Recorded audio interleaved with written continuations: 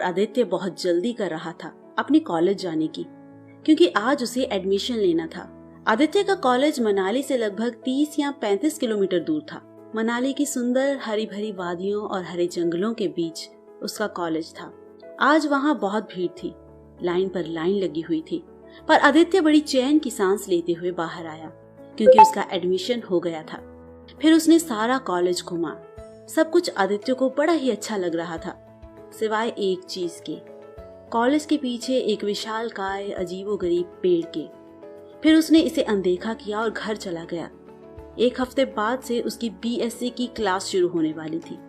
आदित्य मनाली में अकेला रहता था। वो कुछ सामान अनपैक कर ही रहा था कि डोर बेल बजी। जी, आप कौन? आदित्य ने दरवाजा खोलते हुए कहा। मेरा नाम हिम है और ये आशी है। हम तुम्हारी क्लास में ही पढ़ते हैं। इधर से गुजर रहे थे तो सोचा तुमसे मिलते चलें। तीनों ने काफी सारी बातें की तो आदित्य ने दोनों से उस पेड़ के बारे में पूछा। पेड़ का नाम सुनते ही हिम और आशी एक दूसरे को देखने लगे और उनके चेहरे पर डर उभर आया। वो आदित्य को घबराते हुए समझाने लगे कि वो कभी भी उसके पास न जाए। वो एक शापित पेड़ है। धीरे धीरे वो दोनों आदित्य के काफी अच्छे दोस्त बन चुके थे। आदित्य रोज अपनी क्लास में बैठता और ध्यान से उस पेड़ को देखता, पर पास जाने की हिम्मत नहीं होती, क्योंकि वो बड़ा विचित्र और भयानक लगता था। और वैसे भी हिम और गांव वालों से वो काफी बातें सुन चुका था कि इस पेड़ पर किसी औरत की आत्मा रहती है। आदित्य वैसे तो मॉडर्न था, पर भूत प्रेत में उसका यकीन था। वो जानना चाहता था कि आखिर इसमें राज क्या है। कुछ दिनों बाद एक शाम वो उस पेड़ के पास गया और उसके चारों ओर देखने लगा। कुछ देर तक जब वहां कोई नहीं दिखाई दिया तो उसने वहां कई आवाजें लगाईं। कौन रहता है यहाँ? इस पेड़ पर अगर कोई रहता है तो वो सामने क्यों नहीं आता? फिर वो चुप हो गया और बोला, अरे कोई नहीं है, सब ऐसे ही कहानियां बनाई गई हैं। ये कहकर वो पेड़ के पास बैठ गया। बैठे बैठे न जाने कब उसकी आंख लग गई। उसे ऐसा लग रहा था जैसे कोई उसके पास आ रहा हो, धीरे धीरे, बहुत धीरे। और फिर अचानक एक औरत सामने आ गई। उसे देखकर ऐसा लग रहा था जैसे कोई आदिवासी हो, और उसकी वो खौफनाक और प्यासी आंखें ऐसी थीं जैसे सदियों से किसी की राह देख रही हों। आदित्य उसे देखकर बिल्कुल पत्थर की तरह हो गया। उसकी सारी शारीरिक क्रियाएं बंद हो गई थी। वो चाहकर भी आंखें नहीं खोल पा रहा था। उस औरत ने आदित्य का हाथ पकड़ा और पेड़ के अंदर चली गई। आदित्य को कुछ समझ आता इससे पहले उसने देखा कि चारों तरफ उसी तरह के खौफनाक पेड़ थे और उन सभी पर कंकाल लटक रहे थे। तेज तेज से रोने की आवाजें आ रही थी और दूर तक कोई नहीं था। वो बहुत तेज चिल्लाया और यहाँ वहां भागने लगा, पर वो कितना भी भागता वापस उसी जगह आ जाता जहां से भागना शुरू करता। वो जोर जोर से चिल्लाने लगा, बचाओ बचाओ। तभी आदित्य की आंख खुल गई तो उसने देखा वो अब भी उस पेड़ के नीचे लेटा है। एक पल भी बिना गवाए वो वहां से तेजी से भागता हुआ सीधा घर आ गया। तभी हिम और आशी उसके यहाँ आते हैं और बताते हैं कि कॉलेज में दिवाली फंक्शन है रात में। आदित्य को परेशान देख दोनों उससे कारण पूछते हैं, पर आदित्य टाल देता है। रात में सब मिलकर पार्टी में देर रात तक डांस करते रहे और पार्टी खत्म हुई रात के 1 बजे। सब चले गए थे। वो तीनों भी घर जा ही रहे थे कि तभी आदित्य ने अचानक वही पेड़ कुछ दूरी पर देखा, जिसके पास वो औरत भी खड़ी थी।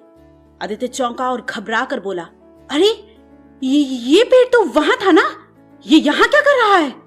ये कैसे? फिर वो बोल न सका। हिम और आशी घबरा गए और बोले, क्या हुआ? कहाँ है पेड़? कौन सा पेड़? आदित्य ने फिर उधर देखा तो वो भौचक्का रह गया। वो बोला, अरे वो पेड़ कहाँ गया? आदित्य का सिर चकरा गया और वो बेहोश हो गया। होश आने पर देखा तो रात के 3 बज चुके थे और हिम उसी के पास सो रहा था। आदित्य ने हिम को उठाया और सारी बात बताई। हिम ने उसे समझाया कि यार वो पेड़ बहुत खतरनाक है, इसके बारे में मत सोच और सो जा। मैंने गांव वालों से बहुत डरावनी कहानियां सुनी है उसके बारे में। चल, मैं यहीं सो रहा हूँ तेरे ही पास। फिर दोनों सो गए, लेकिन सपने में फिर वही। आदित्य पेड़ के पास पहुंच गया जहां वो औरत गहनों से लदी हुई खुशी से नाच रही थी। उसके चारों ओर खून ही खून था, जिसे वो बार बार अपने जिस्म पर लगाती। जैसे ही वो वहां पहुंचा वो औरत बोली, चला जा यहाँ से, और जिंदगी से प्यार करता है तो इस पेड़ के पास मत आया कर और इसका राज राज ही रहने दे, वरना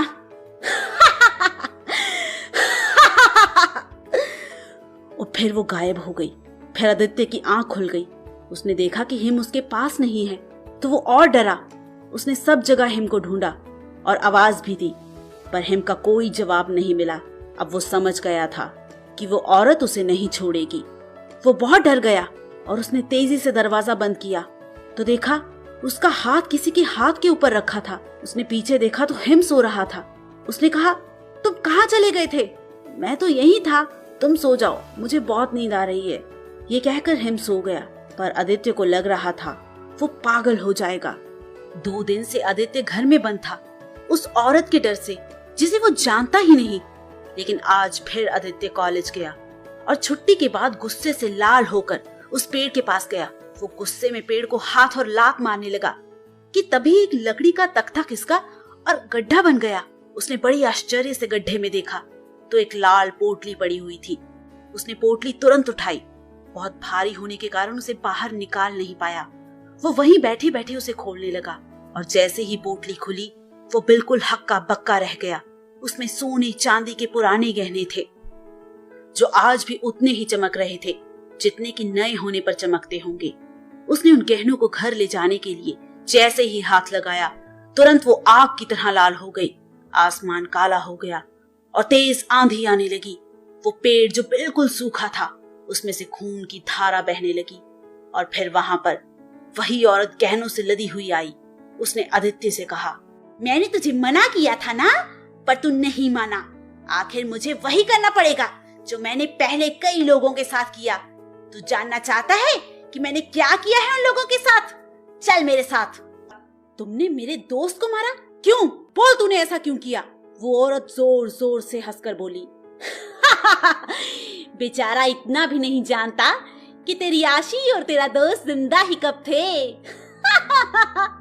अरे बेवकूफ, उसे तो मैंने तेरे आने से 20 साल पहले ही मार दिया था, पर उनकी आत्माओं को मैं नहीं मार पाई क्योंकि उन्होंने शादी करके सुहाग रात मना ली थी और मैं सिर्फ कुंवारे लड़कों को अपना शिकार बनाती हूँ जो मेरी प्यास बुझाते हैं। तेरे दोस्तों ने इस पेड़ के पास आने से तुझे मना किया था ना, वो उनकी आत्माएं थी, लेकिन मैं तुझे कैसे जाने देती। ये सुनकर आदित्य को याद आता है कि पहले दिन वो दोनों कैसे जाने कि मैं यही रहता हूँ। उन्हें कैसे पता चला कि मैं पेड़ के पास जाना चाहता हूँ। जब मैं आशी से पेड़ के पास जाने को कहता तो आशी गुस्सा हो जाती। और उस दिन हिम रात को कहाँ गायब हो गया था? आदित्य वो सारे पल याद करके फूट फूट कर रोने लगा। उधर वो औरत जोर जोर से नाचने लगी। आदित्य की आंखों में बदले की आग थी। उसने चिल्लाकर पूछा, आखिर तू है कौन? क्या चाहती है? और इन सबको क्यों मारा तूने? बोल, बोलती क्यों नहीं? तब उस औरत ने बताया कि मेरा नाम शार्पी है। यहाँ 200 साल पहले एक घना जंगल था जिसमें हम आदिवासी अपना कबीला बनाकर रहते थे। हम बहुत खुश थे। हमारी छोटी सी दुनिया थी। मैं चाहती थी कि मैं बहुत अमीर बन जाऊं। कबीले के सरदार के बेटे से मेरी शादी हो जाए और मैं सारे कबीले की मालकिन बन जाऊं। लेकिन एक दिन सरदार की नजर मुझ पर पड़ी और उसकी नीयत खराब हो गई। उसने मेरे बाबू से कहा कि तुम मुझे अपनी बेटी दे दो और मैं तुम्हें माला माल कर दूंगा। लेकिन बाबू ने उसकी बात नहीं मानी और बादल से मेरी उसी दिन शादी करा दी जो मुझे बचपन से प्यार करता था। सब खुश थे सिवाय मेरे, क्योंकि मेरा सपना टूट रहा था। उस रात मैं फूलों से सजी सेज पर लेटी बादल का इंतजार कर रही थी। बादल ने आकर मुझे अपनी बाहों में भर लिया। मेरे बदन में बिजली सी कौंधने लगी। मैंने अपनी आंखें बंद कर ली। मुझे अजीब सा लगने लगा। तो जैसे ही मैंने आंखें खोली तो चिल्ला पड़ी। बादल मेरे ऊपर तो लेटा था मगर बिना सर के। उसके खून से मेरा जिस्म लाल हो चुका था। मैंने उसकी लाश को जोर से फेंका और सामने खड़े सरदार से बोली कि उसने धोखा क्यों दिया। शर्त ये थी कि वो बादल को सुहाग रात के बाद मारेगा। लेकिन सरदार ने उसे पहले ही मार दिया और बोला, तो सिर्फ मेरी है और सबसे पहली सुहाग रात तुझसे मैं मनाऊंगा। मैंने शर्त के अनुसार अपने गहने मांगे तो सरदार ने उन गहनों की पोटली बादल के खून में फेंक दी और जाकर बिस्तर पर लेट गया। जैसे ही मैंने गहने देखे तो मेरी आंखें चमक गईं और मुझे लगा कि मुझे मेरी जिंदगी मिल गई है। मैं खून से रंगे उन गहनों को उठाकर बड़े प्यार से पहनने लगी और पहनकर राजा की बाहों में सो गई। लेकिन इस बार भी मैं सुहाग रात नहीं मना पाई और मेरा बाबा आकर सरदार को मार देता है। मैं वहां से सीधा भागकर सरदार के बेटे के पास आई और उसको अपनी कामुकता से रिझाने लगी। खून में डूबे गहनों में लदा मेरा जिस्म कुंदन सा चमक रहा था और सरदार के बेटे ने मेरी मांग भरी और बोला, आज से तुम मेरी पत्नी और कबीले की मालकिन हो, लेकिन तुम ये खून से रंगे गहने तुरंत उतारो और स्नान करो। हम अपनी सुहाग रात का प्रबंध करते हैं। मैं सारे गहने उतार कर स्नान करके वापस आई तो मेरा पति जंगल के बीचों बीच मुझे लाया, जहाँ चारों तरफ खुशबू फैली थी। उस दिन मैं सबसे ज्यादा खुश थी।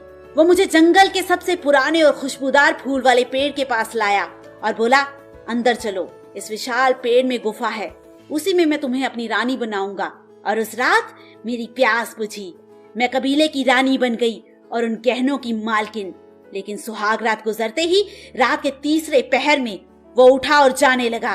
मेरे पूछने पर उसने कहा कि मैं जा रहा हूँ, लेकिन तुम यहीं रहोगी। मैं कुछ समझती इससे पहले उसने उस गुफा का रास्ता बंद कर दिया और पेड़ में आग लगा दी और बोला, तू किसी की नहीं हो सकती, तूने अपनों को मारा है। अब तड़पती तेरी आत्मा इसी पेड़ में कैद और गहनों के मोह में पड़ी रहेगी। तुझे कभी मुक्ति नहीं मिलेगी। मैं चलती रही, चीखती रही, लेकिन वो चला गया। पर देख, मेरी काली शक्तियों ने मुझे जीवित कर दिया। अब मैं बहुत शक्तिशाली बन गई हूँ। उस दिन के बाद मैंने पूरे गांव को ऐसे ही तड़पा तड़पा के मार डाला। कितना मजा आता है किसी को मारने में। पर तू मत डर, तुझे भी बहुत मजा आएगा मरने में। ये कहकर डायन गायब हो गई। आदित्य ने हिम और राशि की लाश को एक साथ रखा और रोने लगा। उसके आंसुओं से बदले की आग निकल रही थी। अपने आंसू पोंछते हुए वो बोला, शुक्रिया मेरे दोस्तों, तुमने तो कोई रिश्ता ना होते हुए भी रिश्ता निभाया, मेरा साथ दिया, मुझे आगाह किया कि तुम मत जाओ उस पेड़ के पास। मुझे माफ करना मेरे दोस्तों, मुझे माफ करना। तुम लोगों की कुर्बानी बेकार नहीं जाने दूंगा। मैं उसको मार डालूंगा। अचानक वहाँ पर तेज रोशनी हुई और आशी और हिम की आत्मा आ गई। आदित्य रोते हुए बोला, मेरे दोस्त, तुम लोग कहाँ चले गए, मुझे अकेला छोड़कर। हिम और आशी ने उससे कहा कि ये वक्त रोने का नहीं, दिमाग से काम करने का है। हम तो मर चुके हैं, पर हम तुमको यहाँ से बाहर निकालना चाहते हैं। हम तुम्हें रास्ता दिखाएंगे और तुम यहाँ से निकल जाना, क्योंकि इसे मारना बहुत मुश्किल है। फिर उन्होंने उसे रास्ता बता दिया और कहा कि जब तुम्हें हमारी जरूरत होगी तो रात के दूसरे पहर में हमें याद कर लेना, हम आ जाएंगे, क्योंकि दूसरा पहर खत्म होते ही हमारी शक्तियाँ नष्ट हो जाती हैं। फिर हिम और आशी गायब हो गए। आदि तुरंत बाहर जाने के लिए भागा और उसके दिल से पुकार आई, जो लोग तुझे जानते भी नहीं वो तुझे बचा रहे हैं, और जिन्हें तू जानता है, अपना दोस्त मानता है, उनकी मौत का बदला लिए बिना जा रहा है। वो तुरंत चिल्लाने लगा, शार्पी तू कहाँ है, सामने आ डायन। शार्पी तुरंत आ गई और उसे जंजीरों से जकड़ दिया। उसे मारने के लिए उसने पहले उस पर कई वार किए। फिर कहा कि रात के तीसरे पहर में मैं रानी बन जाती हूँ। अपने गहने पहनकर मैं उसी वक्त तुझसे सुहाग रात मनाऊंगी और तुम्हारा खून चूस चूस कर मार दूंगी। कुछ पल और इंतजार कर ले मौत का। उसने आदित्य के चारों ओर एक ऐसा मंत्र पढ़कर एक घेरा तैयार कर दिया जिससे अंदर कोई आत्मा प्रवेश नहीं कर सकती थी, और अगर वो प्रवेश करेगी तो तुरंत नष्ट हो जाएगी। आदित्य ने तुरंत ही हिम और आशी को पुकारा। हिम और आशी तुरंत प्रकट भी हो गए और आदित्य ने उन्हें रोका कि तुम लोग इस घेरे के अंदर मत आना, वरना तुम नष्ट हो जाओगे। उसने इन आत्माओं से पूछा कि शार्पी को कैसे खत्म किया जा सकता है, तो हिम ने बताया कि रात के तीसरे पहर में वो एक आम औरत की तरह हो जाती है।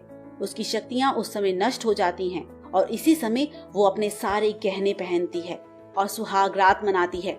अगर उसी समय उसे पेड़ के साथ जला दिया जाए तो शायद उसे मारा जा सकता है, पर इसके लिए तुम्हें किसी शक्ति की जरूरत होगी जो सिर्फ आशी तुम्हें दे सकती है, क्योंकि वो औरत है। पर इसके लिए हमें हमेशा के लिए जाना पड़ेगा।